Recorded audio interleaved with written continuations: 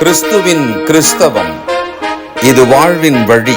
Christianity of Christ, this is the way of life. பரிசுத்த ஆண்டவர் இயேசு கிறிஸ்துவின் இனிய நாமத்திலே ஒருங்கிணைந்த சுவிசேஷ புத்தகங்களின் பார்வைக்கு அன்போடு கூட வரவேற்கிறேன். மாடல் பிரேயர், அந்த மாதிரி ஜெபத்தை வைத்து நாம் ஏற்கனவே கவனித்தோம்.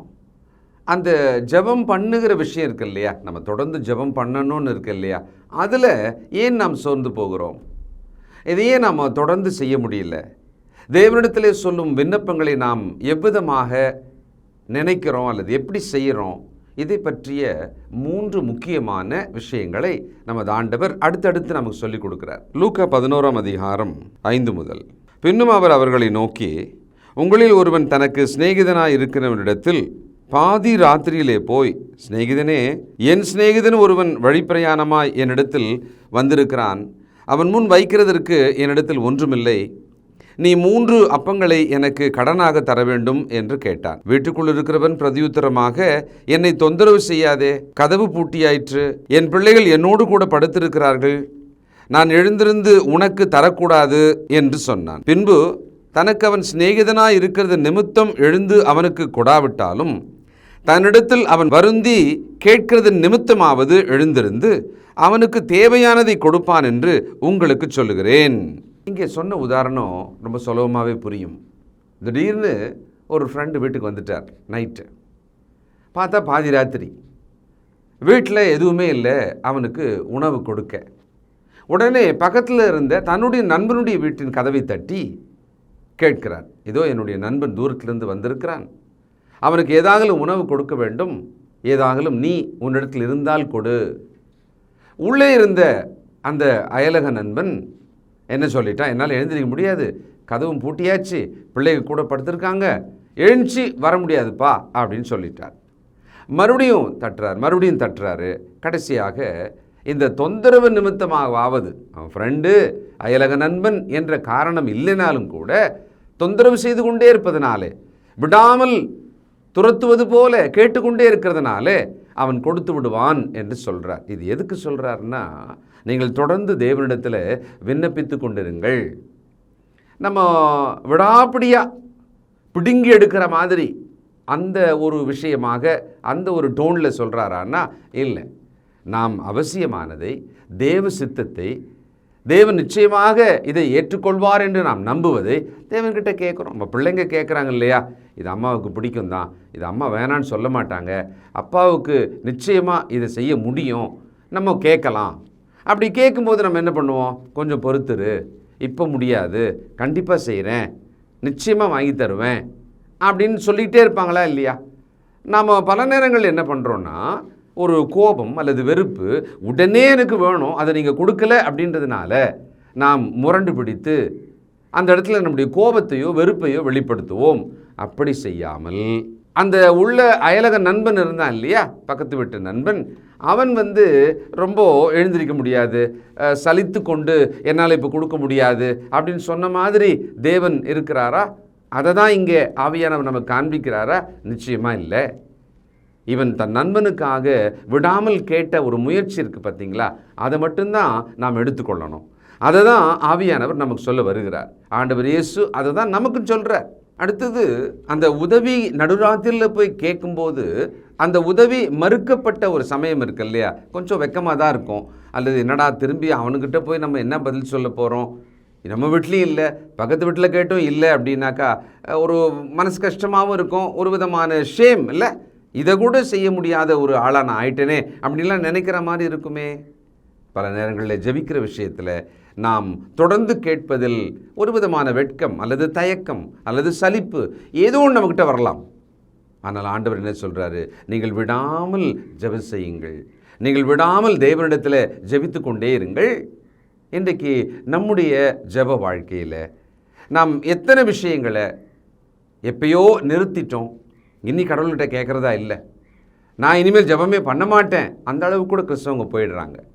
நாம் எப்படி தேவனிடத்தில், இது அவசியமானது, இது என் வாழ்க்கைக்கு முக்கியமானது, இது என் தேவைதான், தேவன் இதை மறுக்க மாட்டார், இது தேவ சித்தமாக இருந்தால் அவர் எனக்கு நிச்சயம் கொடுப்பார், அதனால் நான் தொடர்ந்து வேண்டிக் கொள்வேன் என்று நாம் தொடர்ந்து ஜெபம் பண்ணி கொண்டிருக்கிறோமா? லூக்கா 18ஆம் அதிகாரம் முதல் வசனத்தில் சோர்ந்து போகாமல் எப்பொழுதும் ஜெபம் பண்ண வேண்டும் என்பதை குறித்து அவர்களுக்கு ஒரு உவமையை சொன்னார். சோர்ந்து போகாமல் எப்பொழுதும் ஜெபம் பண்ண வேண்டும்.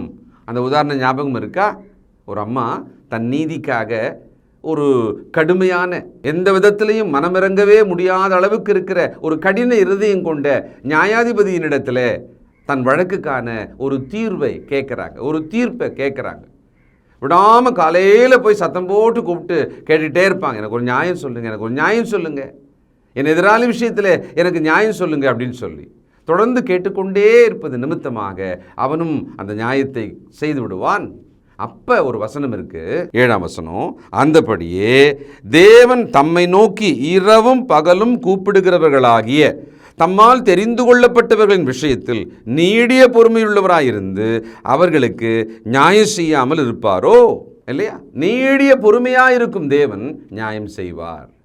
அடுத்தது இந்த ஒரு நண்பனோட உதாரணத்துக்கு அடுத்து ஆண்டவர் இன்னொன்னு சொல்றார் பாருங்களேன். லூக்கா 11ஆம் அதிகாரம் 9-10. மேலும் நான் உங்களுக்கு சொல்லுகிறதாவது, கேளுங்கள் அப்பொழுது உங்களுக்கு கொடுக்கப்படும், தேடுங்கள் அப்பொழுது கண்டடைவீர்கள், தட்டுங்கள் அப்பொழுது உங்களுக்கு திறக்கப்படும். ஏனென்றால் கேட்கிறவன் எவனும் பெற்றுக்கொள்கிறான், தேடுகிறவன் கண்டடைகிறான், தட்டுகிறவனுக்கு திறக்கப்படும். இது ரொம்ப சுலபமாக பல 100 முறை கேட்ட ஒரு வசனம், நமக்கு ரொம்ப பிடிக்கும். பாருங்க, தேவனே சொல்லியிருக்கிறார் இல்லையா, கேளுங்கள் கொடுக்கப்படும் சொல்லியிருக்கிறார்ல, நம்ம கேட்கணும். ஆனால் நிறைய கிறிஸ்தவங்க ஏன் நம்மளே கொஞ்சம் யோசனை பண்ணி பார்ப்போமே, தொடர்ந்து கேட்கிறவர்களா நாம்? முன்ன சொன்ன மாதிரி தான் சலிப்பு, சும்மா கேட்டுன்னே இருக்கிறேன், போங்க இனிமேல் கேட்கவே மாட்டேன். பிள்ளைங்க அப்படி தானே பண்ணுவாங்க, நம்ம அப்படி தானே செய்வோம். ஏன்னா நமக்கு ரொம்ப தன்மானம் குறைஞ்சிடுற மாதிரி, நம்ம வெட்கப்படுற மாதிரி, நம்ம அவங்க வெட்கப்படுத்துகிற மாதிரி இப்படிலாம் கூட நம்ம ஃபீல் பண்ணுவோம். ஆனால் தேவனிடத்தில் அவர் நமக்கு கொடுக்க வல்லமை உள்ளவர். அவர் ஒரு காலத்தை வைத்திருக்கிறார். அவர் பொறுமையாக இருந்தாலும் நமக்கான நியாயத்தை செய்வார். நீங்கள் கேளுங்கள் அப்பொழுது உங்களுக்கு கொடுக்கப்படும். கொடுக்கப்படும் அப்படின்றதுனால கேட்டுக்கொண்டிருப்பதற்கும் பெற்றுக்கொள்வதற்கு நடுவில் எனக்கு பொறுமை தேவைப்படுகிறது. 3 வகையறாவாக இந்த விஷயத்தில் ஆண்டவர் சொல்கிறத பாருங்களேன். கேளுங்கள், யூ ஆஸ்க், அது உங்களுக்கு கொடுக்கப்படும், இது ஒரு வகை. இரண்டாவது, தேடுங்கள் கண்டடைவீர்கள், இது ஒரு வகை. தேடுங்க, வாழ்க்கையில் எதை தேடுறீங்க, எதை தேடினாலும் அதை நீங்கள் கண்டடைவீர்கள். தேவனுக்கு பிரியமானது, நீதியானது, தேவனுடைய பார்வையில் நன்மையானது, அவருக்கு உகந்தது, அவர் மகிழ்வது, அவர் பிரியப்படுவது, எல்லாவற்றையும் சோதித்து பார்த்து நலமானதை அப்படின்னு வசனம் சொல்லுது இல்லையா? அப்படிப்பட்டதை நாம் தேடினால் கண்டடைவோம் கண்டிப்பாக.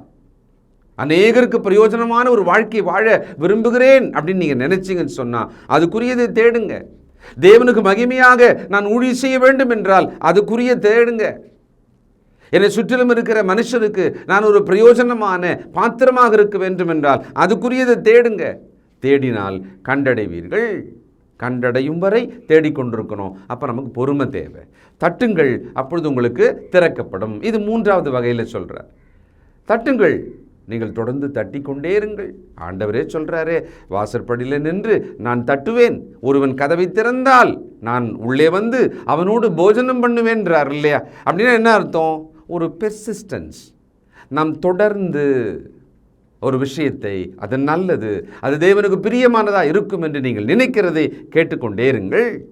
எவ்வளவு தாமதமாகிறதோ சலிப்பு, வெறுப்பு, கோபம், வெட்கம் எல்லாம் வரும் தான்.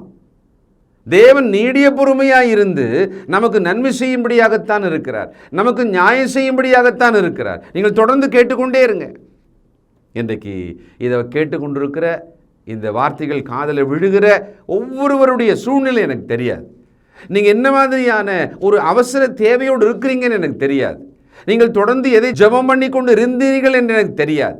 எந்த ஜெபத்தின் விண்ணப்பத்தை நீங்கள் ரொம்ப நாளைக்கு முன்னால் விட்டுட்டீங்கன்னு எனக்கு தெரியாது. ஆனால் இந்த விஷயங்கள் எல்லாம் இன்றைக்கு நீங்கள் கேட்கும்படியாக தேவன் உங்கள் காதில் எதை ஒலிக்க செய்கிறார். அப்படியானா நாம் ஏதோ ஒரு விஷயத்தில் நாம் ஜெபிக்கிற விஷயத்தில் சரி செய்து கொள்ள வேண்டி இருக்கலாம். ஆதியாகமம் 18ஆம் அதிகாரம் 22-32. அப்பொழுது அந்த புருஷர் அவ்விடம் விட்டு சோதோமை நோக்கி போனார்கள். ஆபிரகாமோ பின்னும் கர்த்தருக்கு முன்பாக நின்று கொண்டிருந்தான். அப்பொழுது ஆபிரகாம் சமீபமாய் சேர்ந்து துன்மார்க்கனோடே நீதிமானையும் அழிப்பீரோ?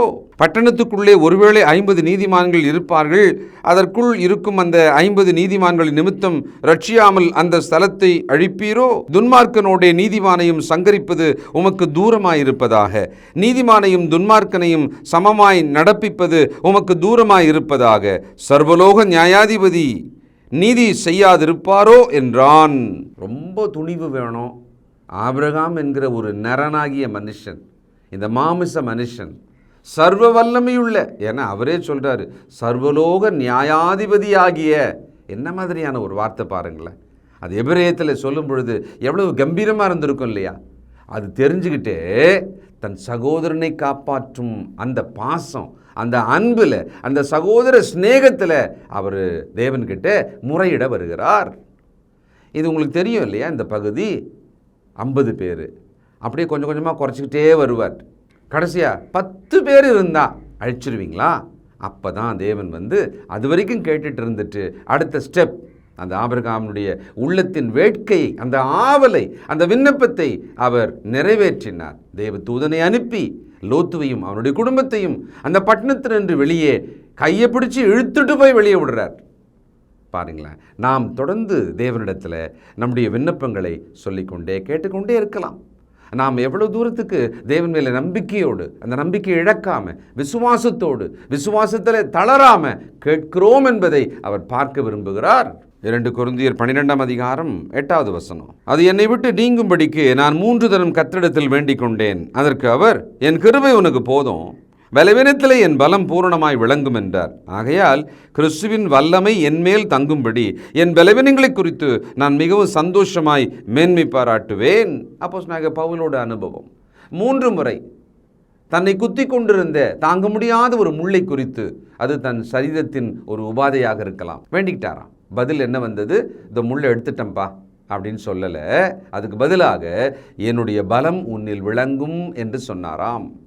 ஏன் ஆண்டவர் இயேசு கிறிஸ்து கெத்செமனே தோட்டத்தில் முதல் முறை, 2ஆம் முறை, 3ஆம் முறை முகங்குப்புற விழுந்து வியர்வை இரத்த துளிகளாக வருகிற வரைக்கும் அவர் வேண்டிக் கொண்டார் இல்லையா? அப்போ என்னாச்சு? அந்த பாத்திரம் அகன்றதா? அதானே கேட்டாரு. நீங்கணும் அப்படின்னு தானே கேட்டாரு. ஆனால் நீங்களே. தேவன் அங்கே அந்த சித்தத்தை நிறைவேற்ற சொல்லிவிட்டு அவரை தேற்றினார். பதில் வரும். நம்ம கேட்டது அப்படியே கிடைச்சிடும் அப்படின்ற அர்த்தம் அல்ல. தேவன் தமது சித்தத்தின்படியாக நாம் கேட்டதையும் செய்வதானால் செய்வார், அல்லது அதைவிட மிக நல்லதை நமக்கு செய்வார். ஏதோ ஒரு மாற்றத்தை செய்வார். பதில் வரும். பதில்னு சொன்னால் என்ன அர்த்தம்? கேட்டது கிடைச்சா மட்டும்தான் பதில் அப்படின்னு நம்ம நினைக்கிறோம். அதல்ல. இல்லை என்பதும் ஒரு பதில் தானே. மாற்றி இதை தருகிறேன் என்றால் அதுவும் பதில் தானே. இப்பொழுது இல்லை என்றால் அதுவும் பதில் தானே. நீ பொறுமையாயிரு என்றால் அதுவும் பதில் தானே. இப்பொழுது இது உனக்கு தகுதியா இருக்காது, இன்னும் கொஞ்சம் காலம் ஆகட்டும் என்றால் அதுவும் பதில் தானே. இந்த தெளிவு நமக்கு தேவைப்படுது. அப்படி இருந்தால், தெளிவு இருந்தால் நாம் என்ன பண்ணுவோம்? தொடர்ந்து நாம் தேவனிடத்தில் விண்ணப்பித்து கொண்டே இருப்போம். அடுத்து என்ன சொல்றாரு? லூக்கா 11:11 வசனம் முதல், உங்களில் தகப்பனாயிருக்கிற ஒருவனிடத்தில் மகன் அப்பம் கேட்டால் அவனுக்கு கல்லை கொடுப்பானா? மீனை கேட்டால் மீனுக்கு பதிலாக பாம்பை கொடுப்பானா? அல்லது முட்டையை கேட்டால் அவனுக்கு தேளை கொடுப்பானா? பொல்லாதவர்களாகிய நீங்கள் உங்கள் பிள்ளைகளுக்கு நல்ல ஈவுகளை கொடுக்க அறிந்திருக்கும் போது பரமபிதாவானவர் தம்மிடத்தில் வேண்டிக் கொள்ளுகிறவர்களுக்கு பரிசுத்த ஆவியை கொடுப்பது அதிக நிச்சயம் அல்லவா என்றார். ரொம்ப ஆச்சரியமான எண்டு இது. ஆக்சுவலாக நாம் வாழ்வின் தேவைகளை பற்றி நாம் ஜெபிக்கிறோம், ஆவிக்குரிய தேவைகளுக்காக நாம் ஜெபிக்கிறோம். ஆனால் இந்த இடத்துல எப்படி முடிக்கிறார்னா, வரங்களை, பரிசுத்த ஆவியை கொடுப்பது என்று சொல்லி, உண்மையிலேயே கிறிஸ்துவுக்குள் கீழ்ப்படுகிற ஒவ்வொருவருக்கும் பரிசுத்த ஆவியானவர் கொடுக்கப்படுகிறார். பரிசுத்த ஆவியின் கிருபை வரங்கள் நமக்கு கிடைக்கிறது. நாம் கர்த்தருக்கென்று எதை செய்ய விரும்புகிறோமோ, எதை செய்யும்படி நம்ம ஒப்புக் கொடுக்கிறோமோ அதை செய்யத்தக்கதான வரத்தை நமக்கு கொடுக்கிறார். முதல் நூற்றாண்டிலே இந்த வேத வசனங்கள், புதிய ஏற்பாடு எழுதி கையிலே கொடுக்கப்படாத சமயத்தில், ஒரு புத்தகமாக நம்முடைய கையிலே முழுமை பெறாமல் இருந்த அந்த சமயத்தில் பரிசுத்த ஆவி விசேஷ வரங்களை கொண்டு வசனங்களை பேசினார், அதை உறுதிப்படுத்தினார், அதை எழுத வைத்தார். இதெல்லாம் நடந்தது. எல்லாம் முழுமையாக எழுதி நம்முடைய கையிலே வசனங்கள் வந்துவிட்ட பிறகு உதவியாக இருந்த அந்த வரங்களை எடுத்து விட்டார். மற்றபடி நாம் இன்றைக்கு தேவனுக்கு ஊழியம் செய்ய வேண்டுமானால், விசுவாசமாக வாழ வேண்டுமானால், நற்கிரியைகளை செய்ய வேண்டுமானால், அதற்கு எவ்விதமான வரம் நமக்கு தேவைப்படுகிறதோ, இது என்ன ஒரு கிஃப்ட். வரம் என்பது கிஃப்ட் தானே, தேவனாக நமக்கு கொடுக்கிற ஒரு ஈவு, பரிசு தானே. நமக்கு எது தேவையோ அதை அவர் தருவார். எப்படி சொல்கிறாருன்னா, பொல்லாதவர்களாகிய பெற்றோரே, நீங்களே உங்கள் பிள்ளைகளுக்கு நல்ல ஈவு, நல்ல கிஃப்ட், பார்த்தீங்களா, அப்படி தானே சொல்கிறாரு. கொடுக்க அறிந்திருக்கும் போது தேவனிடத்திலிருந்து கொடுக்கப்படுகிற கிஃப்ட் என்ன? வரம், பரிசுத்த ஆவியானவரை. ஒவ்வொரு ஞானஸ்தானம் பெறும் கிறிஸ்தவனுக்கும் பரிசுத்த ஆவியானவரை தேவன் தந்திருக்கிறாரே. அதை பெற்ற நாம் மற்ற எல்லாவற்றையும் தேவன் எனக்கு கொடுப்பார் என்கிற தைரியம் கொண்டு 3 விஷயம் பார்த்தோம். விடாமுயற்சியோடு ஜெபியுங்கள், ஜெபித்துவிட்டு பொறுமையாய் காத்திருங்கள். 3வது, தேவன் பெரிய வரங்களை கொடுத்திருக்கும் பொழுது, சொந்த குமாரனையே கொடுத்திருக்கும் பொழுது, மற்றெல்லாவற்றையும் அவர் நல்லதாக, நல்ல ஈவுகளாக கொடுப்பார் என்று நேர்மறையாக, விசுவாசமாக, நம்பிக்கையாக நாம் காத்திருக்க வேண்டும். ஜெபிப்போம். இரக்கமும் நீதியும் பரிசுத்தமுள்ள நல்ல பிதாவே, ஜெபிக்கிறது என்றால் எங்களுக்கு தெரியும், நாங்கள் ஜெபித்து கொண்டு தான் இருக்கிறோம். ஆனாலும் இதிலே அடிப்படையில் தவறு செய்கிறோம், தொடர்ந்து செய்ய வேண்டியதில் தவறு செய்கிறோம். தகப்பனே, எங்களை உணர்த்தியதற்காக, நினைப்பூட்டியதற்காக உமக்கு ஸ்தோத்திரம். ஜெபிக்க மறந்து, ஜெபிக்கிறதின் முக்கியத்துவத்தை மறந்து இந்த தலைமுறையானது நாங்கள் ஏனோதானோ என்று இருக்கிறோம். ஒரு வழக்கமான கிளிப்பிள்ளை போல ஜெபிக்கிறோம். பலவிதமான காரணங்களை கொண்டு நாங்கள் ஜெபிக்கிறோம். உமக்கு பிரியமாய் உம்மிடத்திலே வந்து சேரத்தக்கதான ஜெபம் செய்வதில் எங்களுக்கு ஞானம் தாரும், புத்தி தாரும், தெளிவு தாரும். தகப்பனே, உம்முடைய தாராளமான வாக்குக்காய் நன்றி. எங்களுக்காக செய்யும் விருப்பமுள்ளவராக செவிசாய்க்கும் தகப்பனே உமக்கு நன்றி. இதை உணர்ந்து தொடர்ந்து உம்மிடத்தில் விடாமுயற்சியோடு, பொறுமையோடு, ஏதோ நீர் பெரிதான காரியங்களை எங்களுக்கு செய்வீர் என்கிற நம்பிக்கையோடு ஜெபிக்க எங்களை ஒப்புக் கொடுக்கிறோம். இயேசு கிறிஸ்துவின் நல்ல நாமத்தில் ஸ்தோத்திரித்து ஜெபிக்கிறோம் நல்ல பிதாவே, ஆமென்.